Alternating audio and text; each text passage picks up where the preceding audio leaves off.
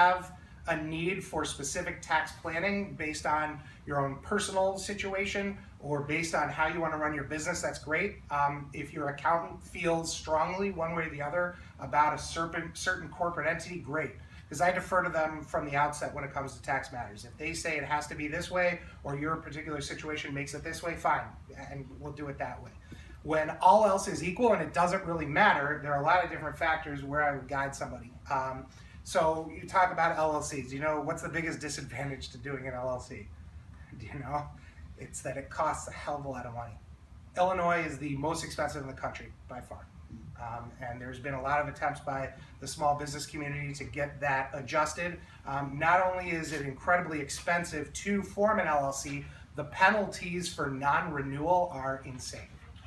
It's $300 on top of a $250 renewal. So if you by chance miss the renewal date, which happens all the time, I see clients come to me trying to do reinstatements, it's $550. And to start a new LLC, if you do it by mail, is only $500.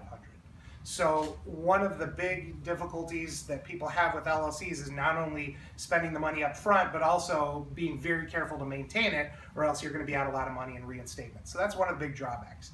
The big pro for an LLC is the entity was created, I think Wyoming was the first state to recognize an LLC, and it's because it lacks corporate formalities. You don't have requirements on certain shareholder meetings, minutes, shares, etc. A lot of things that corporations require a little bit more attention to detail. And I mean, this is a 50,000 foot view. I could talk about this for hours, but I'm not going to.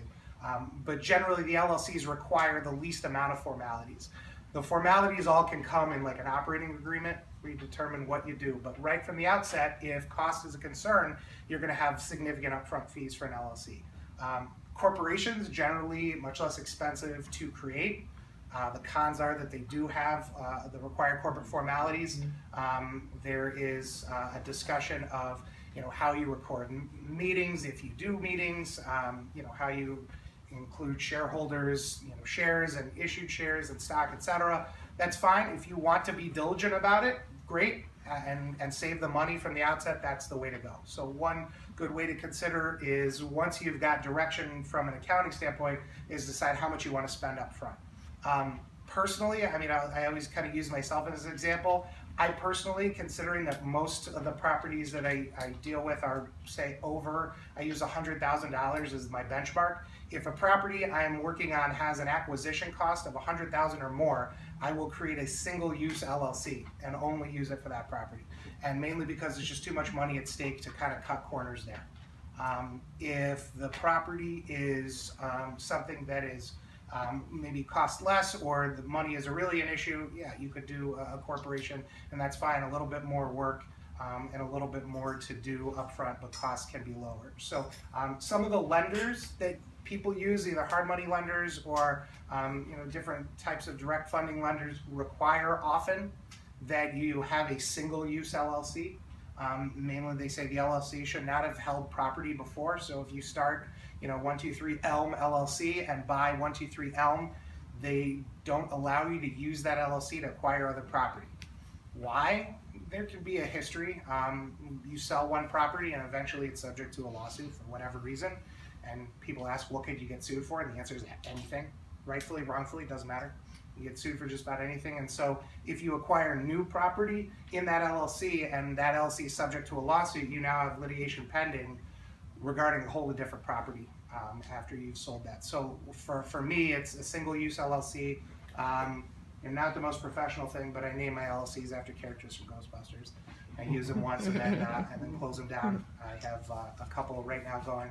So for me, it's the simplest way to do tax planning, because for us, I do LLCs and the accounting is easier. I keep it with a single LLC structure, and generally I find that's the easiest thing for me. But for you, it could be a little bit different. So that's one thing to factor in with entity formation.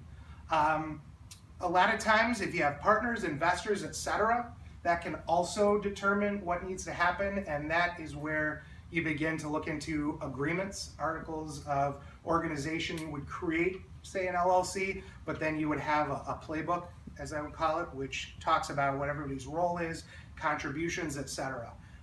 So one thing that I've seen quite a bit is you have, has anybody been involved in a transaction where you try to parcel responsibility out? Someone puts in money, someone puts in, sweat equity, someone does rehabs. Anybody been involved in?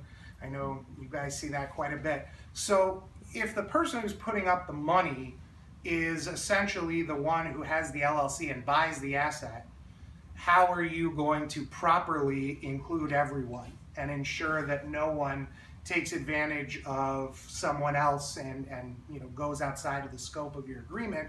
And that's your operating agreement for your LLC, which the title company will require to transfer a property. So that's one thing to factor in when creating an LLC for these particular purposes.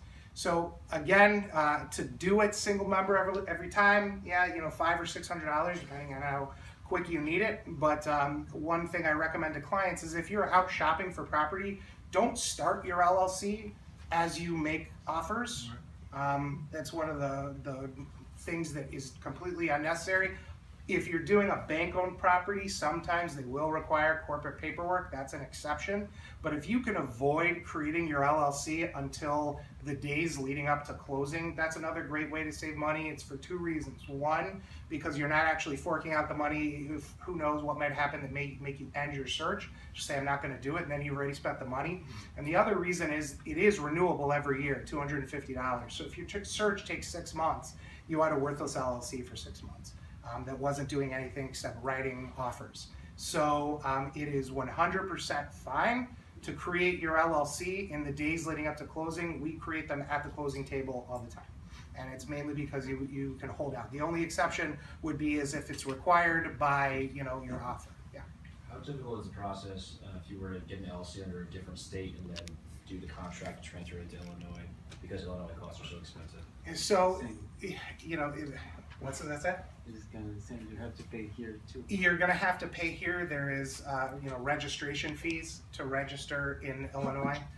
So essentially, it's going to be difficult. It's been tried, and it's generally cost prohibitive to try to do it that way. I mean, I use Michigan LLCs for small, companies outside of property ownership because it costs $50, and so generally, that's one thing that I utilize for something outside of straight property ownership, but generally the costs are going to be the same.